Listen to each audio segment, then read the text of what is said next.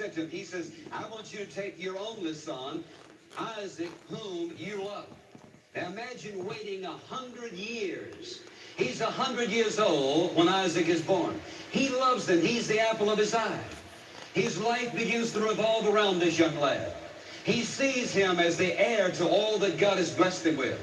And remembering also that back over in the 15th chapter, when God began to speak to him and make a covenant with Abraham, he said he was going to bless him. He says, the stars of the sky, he says, that's the way your descendants are going to be.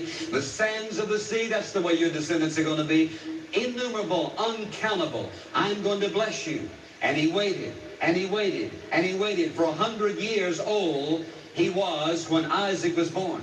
Now God says to him, Abraham, yes, Lord, take thy son, thine only son whom you love, to a place that I will show you, Mount Moriah, and offer him to me there.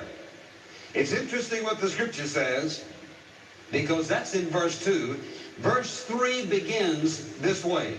So Abraham rose up early in the morning and saddled his donkey, and took 2 of his young men with him, and Isaac his son, split the wood for the burnt offering, rose and went to the place of which God had told him. I don't know about you, but I think I wouldn't have wanted to get up the next morning myself. I don't think I would have slept all night. I would have taken myself a long walk, and I probably would have told God, no, sacrifice my own son to me. What about all these descendants like the stars of the sky? What about this promised land? What about how all the nations of the earth are going to be blessed? And now you give him to me for such a short period of time, and now you take him away. You couldn't be telling me this. You ever thought that you were listening to the devil instead of God? Have you ever thought you were listening to mixed voices, getting mixed signals? Here, God is testing Abraham, the man whom he's chosen to be the seed of the whole race, through whom the whole world shall find life. God deals with Abraham, listen, he deals with Abraham with the one thing in life he cherished above everything else in life, his son. Why? Explain this to me. Why are you putting me to this test? Why am I having to undergo this? Why do I have to suffer this way? Why, God? And oftentimes, what do you and I hear? Dead silence. Lord, you're putting too much on me. There's no way for me to take any more than I'm taking. Lord, here you are testing my commitment in every way I turn. Why now? Why me? Why this in my life at this particular point? But you see, God's never promised to answer why. He's just promised to assure us of what? That he has the testing under control, and likewise, he has given us the promise of his companionship to walk with us through it. So it may be very perplexing sometimes. No reasonable answer. Very untimely, seemingly unfair and unjust, and almost unbearable. Can you imagine taking a knife and hold it over the life of your precious little lad, whom you love with all of your heart, with whom you fished, with whom you've hunted, whom you taught all these things, and God says, now I want you to take that knife and drive it through his heart? No. It must be the devil. This couldn't be of God. And let me say one thing to many people. Any word, any voice, any message that you receive, regardless of who you think you receive it from, that tells you one single principle of this book is straight from hell. It is from the devil, Satan himself. It is the lie of Satan, and don't you do it. There are many people today who say, God told me to do it. And they're committing all kinds of evil and sin and all kinds of crime and blaming it on God. You see, God never intended this man to kill his son. He didn't. God would never have allowed that. He brought That's Abraham not true. to a point in his life of testing him. That's not He didn't true. tell him to kill his son. He said, you take him up and offer him. Listen, he didn't say take him up and kill him. He said take him and offer him. God knew what he was going to do. He knew that all he wanted Abraham to do is to offer his son, so that Abraham would Offer discover his son. the degree to which he was committed to Jehovah. Offer Elohim, Yahweh, your Adonai. son. Do you realize that the son that you're looking for already lives inside you. He looks like this.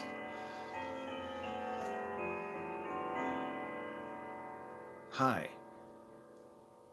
What you're looking for, you can't find out there. Okay? Our God is inside. Okay? Am I going to have to start doing sign language? Wow. That would be appropriate for God to force me, if he wanted to have to learn sign language to be able to speak to you, because mean people have stopped my mouth. Do you know how it says he'll shut the mouths of kings? My mouth has been shut. But by whom?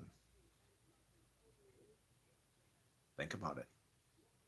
If my mouth can't be opened, the mouths of all the kings of the earth are going to be shut. As they, I'm not doing anything else. It's going to remain as it is, because your agent of change is sitting in your face. Me and you. Go look in the mirror.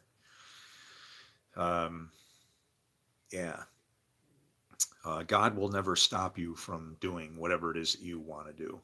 If you really want to consider it that you are doing what you want to do, you will never be stopped from doing that. You're always allowed to do whatever it is that you want to do.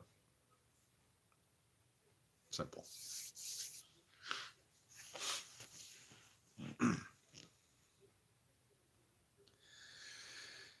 Yeah.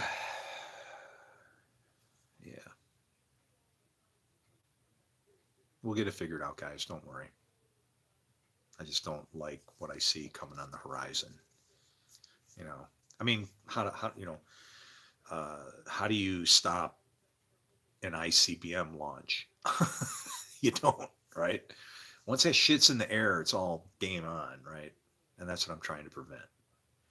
You want somebody to step in the middle of your religious game and upset the apple cart for you and break it.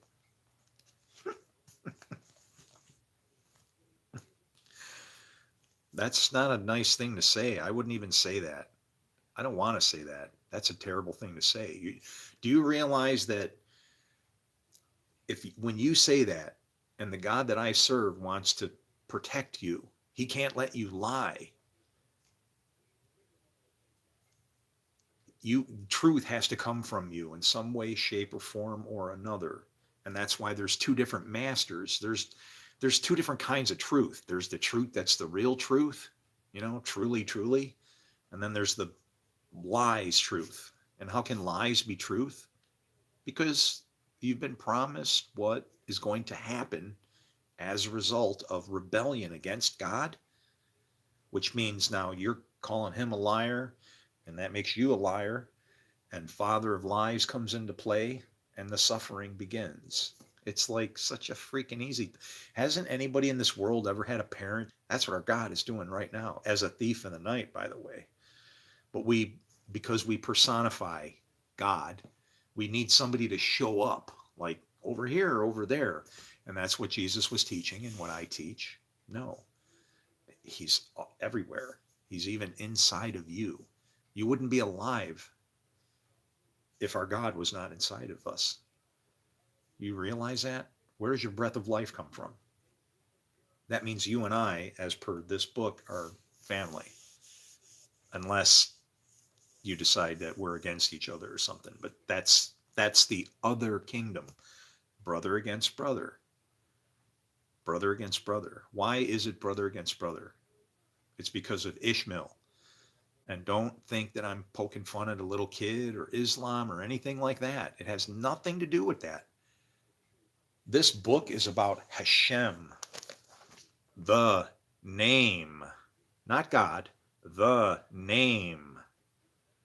And if you pay attention to the names, you'll be able to understand what this thing is trying to tell you. Ishmael. Ish means man. Ma means what? It's like a question mark. And El is God. Does that look like a good relationship to you?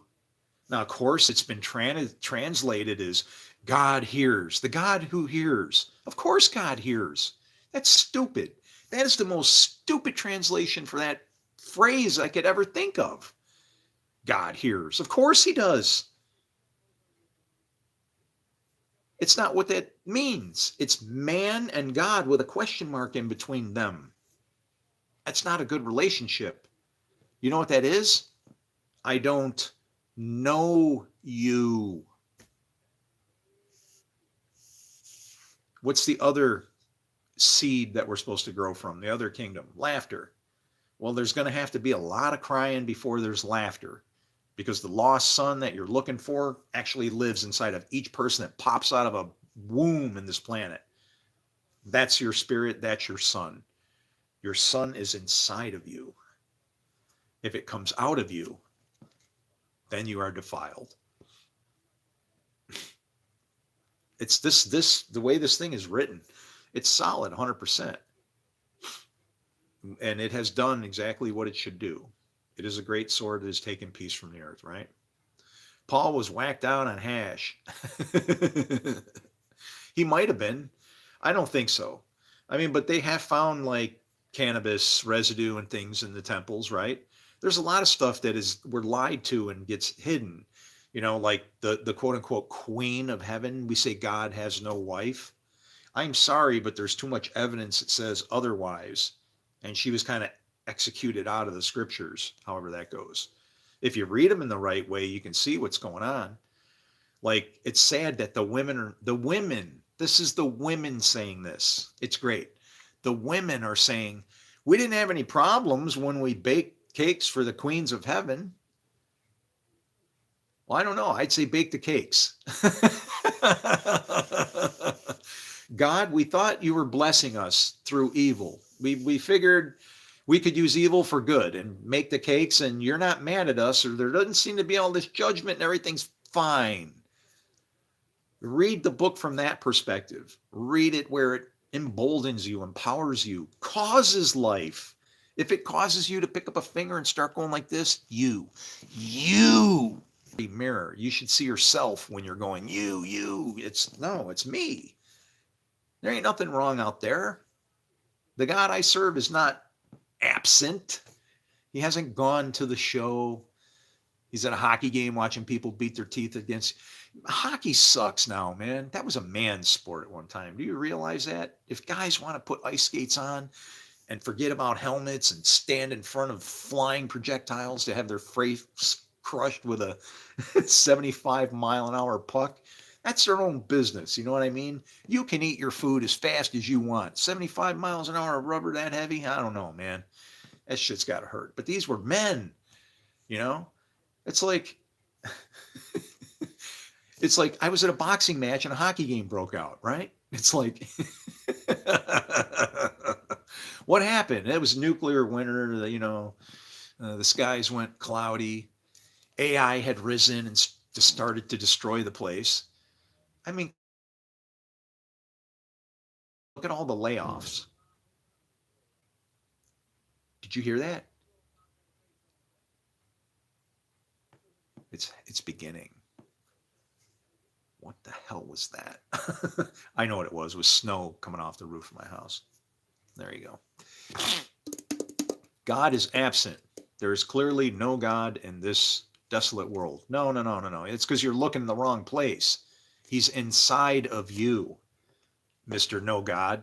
Can you see how the devil is fucking? Temple not made with human hands. Were you assembled in a test tube somewhere? No. He demands for his service an altar of earth. This book says, you are made of the dust. From dust you are, dust you shall be. I'm that altar that he gets to use. The problem is you think that because you want to do evil, bad stuff, that he can't use you. Let me tell you, my friend, you don't know enough about this absent God that's in this book about him. You ready? I form light and I create darkness. Wait a minute. I thought it was darkness and we're fighting each other. Hold on. Oh, we're not even done with the verse yet. I make peace and I create evil. I, the Lord, do all these things. And that's like, well, that's pretty much everything that there is. Good, evil, light, darkness, peace. Yeah. Yeah, yeah. It seems like everything, right? How do you take somebody that can do everything and you're in the same boat as I am, my friend. There's a war raging on the other side of the planet because people can't understand this. This absent God is very present. Oh, he invades cities, all of that. Claiming territories. My church should be here, not yours. This is where this happened. This is where that happened.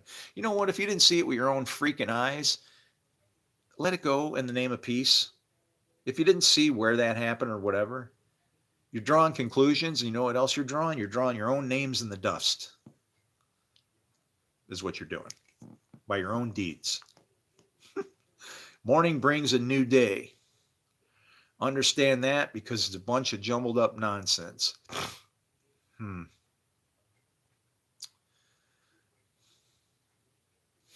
It's his channel, not Burger King. Guys, don't fight. Come on. That's not what this is. This is like so anti what my channel is about. We're not supposed to be at each other's throats, and especially in the name of a God or a book or any of this. This is the fact that we're against each other. That's what this book is talking about. Brother against brother. There's two kingdoms. One is either where we don't give each other the space to cut our own throats if we're stupid.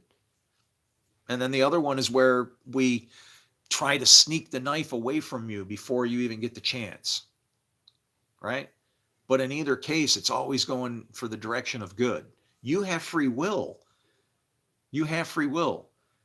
That's when we got the breath of life. Guess what you became able to do as a human being? Form light or create darkness. Make peace or create evil. You, just like the Lord, can do all those things. What do you do? What do you do? Here comes a heart. Who is that? Amadeus Cardenas. Wow, man. Is that your name? Somebody named you Amadeus? Get out of town. Now, don't lie, because that's not cool. But if somebody named you Amadeus, wow, man. People don't know a lot about Mozart. It's a sad story. When we get our names, we think that my dad, my mom came up with it. You get your name from God. He figures out how to tell your parents. That's why you should pay attention to people's names. They're not given to them. And now people could go force feeding, maybe. Maybe that's what happened to me and my family. And that's why we were accursed for thousands of years. My family's always had trouble. Like buffalo chicken wings, my dad invented those and started those. Yeah, the bar here that says that they did it, my dad worked outside. This is funny. We thought we were Italian. Our bloodline goes into Egypt. We're Hebrews. And here's my dad, who's a Hebrew and doesn't know it because he didn't know any of this. We didn't have the internet and 23andMe and all this to research, right? To look at our blood, saved by the blood. Well, guess what? My old man, the Jew who didn't know, he worked at a clam stand, which is selling clams. Talk about the pearl of great price. And so he's outside working in the sweltering heat, while the people that owned the place that he worked for were inside in the air conditioning. And well, one day, Teresa was now I'll tell you how I know this, because they told a lie. They told a lie when they created their story. They said that they were froze in their restaurant with nothing to eat, so they had to eat the wings out of the garbage, because back in the 50s when my old man worked there, they didn't eat chicken wings. There's no meat on them. No, you invented crack. Go lick some. And whatever choice is yours. See? With God, you have options. And yeah, the pearl of great price, right? Here he is working at a clam stand.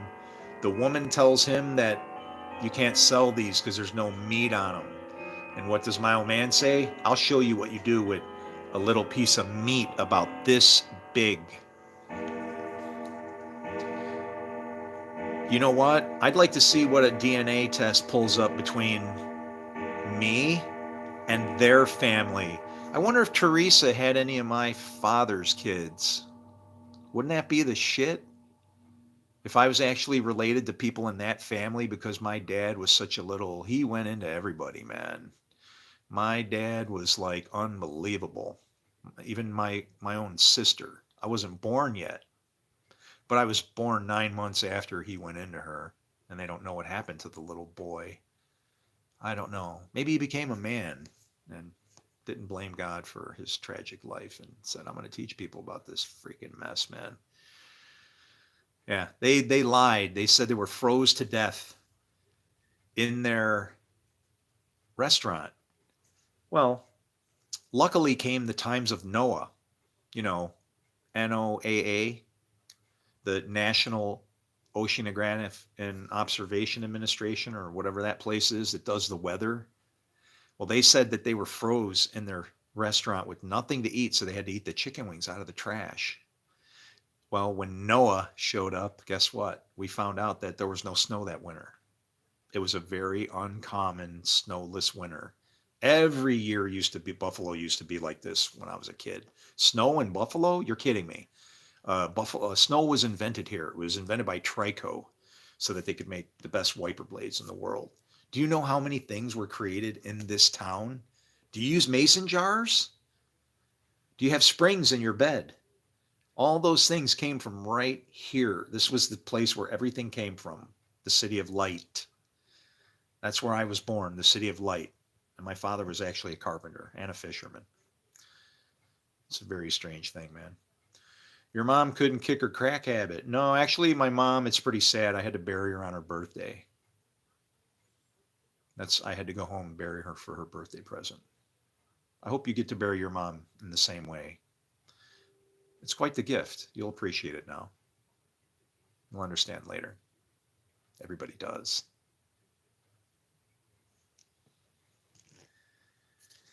Remember, I have a double-edged sword, and I can't defend myself if I let your emotion, gaslighting, get in my way. And it won't, because I've overcome the earth, the dust that is you.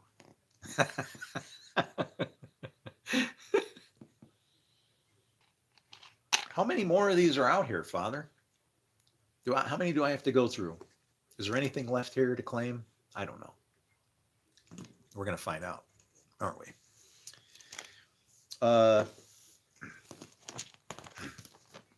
Bible study.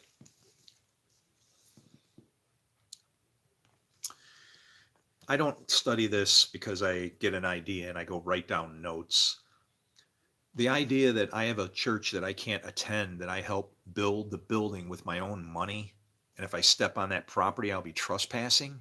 It bothers me that man makes like $180,000 a year to work what, 1 day a week? Who the freak does he think he is, Santa Claus? If you're working for God, you don't need that kind of money, and you don't kick his own people out of their own church. No, you want to do a Bible study? It's very simple.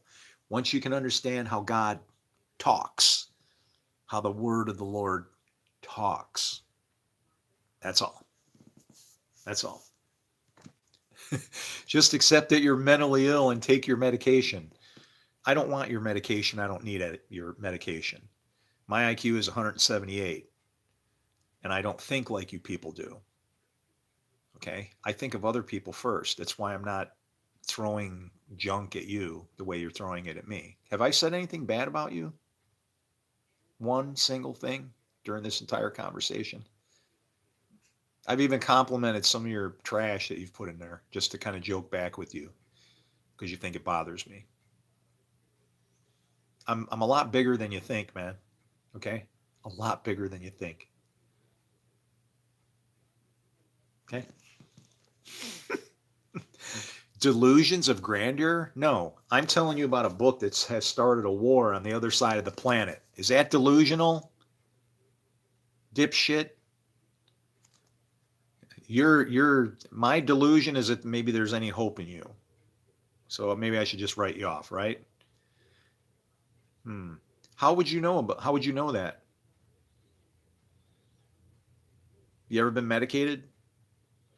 Do you know what it's like when you can't play your guitar because you're coming down with tardive dyskinesia and the dumb fuck that's trying to medicate you gets in your face and screams foul shit? Can you imagine a psychiatrist getting right in your face like this close and going, I don't want to fucking help you? The guy spit on me. He was yelling so loud. And you know what my question was to him? I asked him, I said, do you believe in God? And he said, no, I don't believe in God. And I said, well, then how can you relate to me to try and help me when my reality includes something that is very real? It starts wars. And yet you can't relate to me. How are you supposed to help me? That was my question. I wasn't refusing. When I realized that the help didn't know what the fuck they were doing, I walked away so they couldn't hurt me anymore. I've died in a hospital at the hands of a doctor who questioned my faith. And then magically I rose from the dead. And that's all medically documented, not delusional, prick. So bring your fucking checkbook and make a bet that everything that comes out of my mouth and I say about myself, dying and everything, isn't true. And you can give me your money. Because I love you. I need you. I'm going to get some kind of use out of you. Because God uses everything, including you and me, which is really disgusting. You know what my life has been like? I robbed a gas station at 14 years old. Stole 9 cars the same night. Do you want to know why? Because I was being wrongly accused of something and they were trying to railroad me. And I figured I'm just going to run from this place. A la Jonah. I'm gone. This time, we're going to do it a little more calmly. Off with the beard, off with the belly. Use your facial recognition and see how many people you turn up looking like me. You ain't never going to find me for any answers. I'm just going to go piss off. I'll do like all the other people that have come to help you show up. They go off and marry Magdalene and have some kids. Or they apostate as your own Messiah in 1666 and run off and join Islam. That must have been pretty humbling, huh? And the fact that it happened in the year 1666, man, that's a punch in the ass if there ever was one. Lick my balls and all. Fucking you're looking for a man. Can I tell you that? You're looking for a man to show up and help you, and somebody who can understand this thing. That's all. As soon as you try and call him God, you're now policing, I don't know, you're overstepping a bounds. I ain't no God, I'm a man. And I'm trying to help. And I'm going to help you, or I'm going to be a blessing or a curse. You have traveled a very dark place. Man. No, I have traveled a very dark place. It sucks, man. I mean, can you imagine what it's like, when your life is wrecked? Well, who do you blame? Let me ask you something. How do you manage it? You think I don't need medication. I use forgiveness. It allows me to literally take a chain. God let you do that because the God I know wouldn't even let you live to be alive if that weren't to be able to do that, including all that you do. Okay? It's that simple. Everything you seek is within you. Exactly. That's what I'm trying to tell people, dude. And you're like over here and I'm not crazy. I just don't think like other people. You have to literally I have to separate myself from what it is that I want to be out there. If I get involved in it, now this emotional thing steps into play and I can't manage it because I have to get, oh, you can't do this and no, stop. Well, you're doing it all wrong, right? You're never going to figure this book out if you look at our world in that way. You have to look at it that as Jesus taught it. He said there's nothing wrong with all the tragedy that's going on in the world right now. You gotta dig a little bit to see. You gotta blow up some small things that he did because obviously he didn't get a chance to step on the world stage coming through the clouds. Oh, how do I get to you? Do you realize that my signal comes from what? The cloud. Very interesting, isn't it? But what he tried to teach us was that evil and bad people don't manage themselves. It's like by letting it's like just get out of here.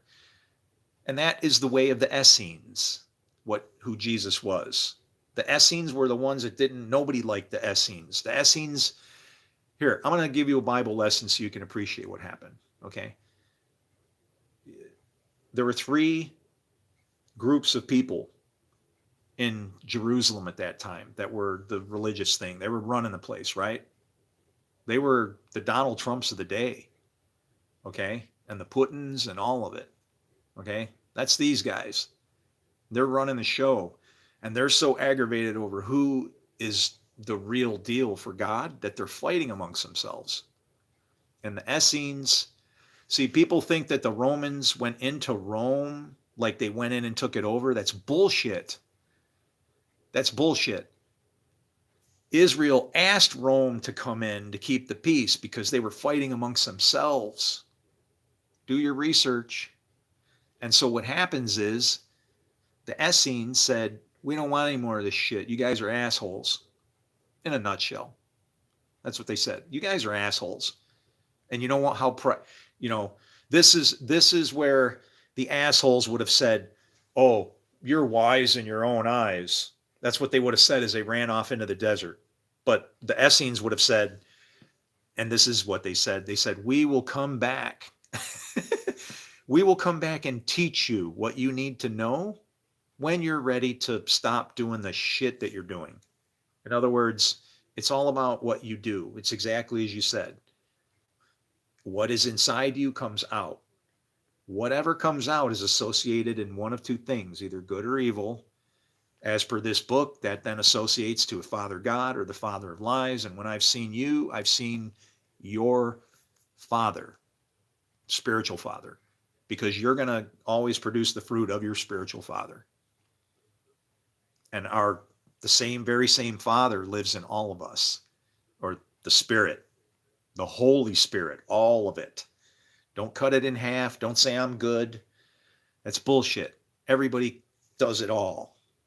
And when you realize that, you'll understand how we misunderstood this book and how we are now living in freaking chaos. And it's sad.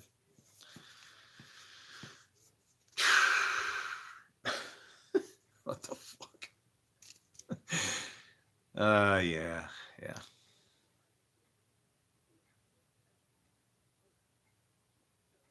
I hear clock striking. As I'm being annoyed. This number's for you. This one's for you. 'Cause I'm a clock watcher and I do it all the day. This one's for you. I like numbers and math 'cause that's what I do. Oh yeah, you're screwed. It's math or aftermath for you. Add it up, buddy. Oh, number 9.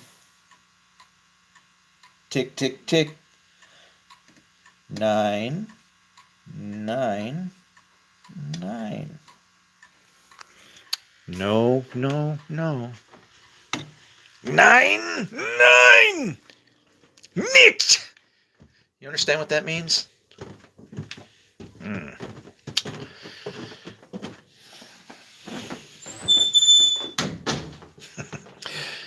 You'll see. It's tough being a prophet. Nobody wants to believe. It's like I got to wait 200, 300, 500 years to be vindicated. That's okay. It'll happen.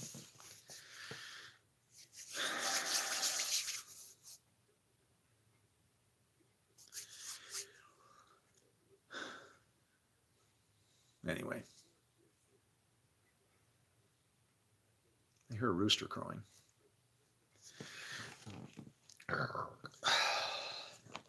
So, there you go. Anybody else got anything?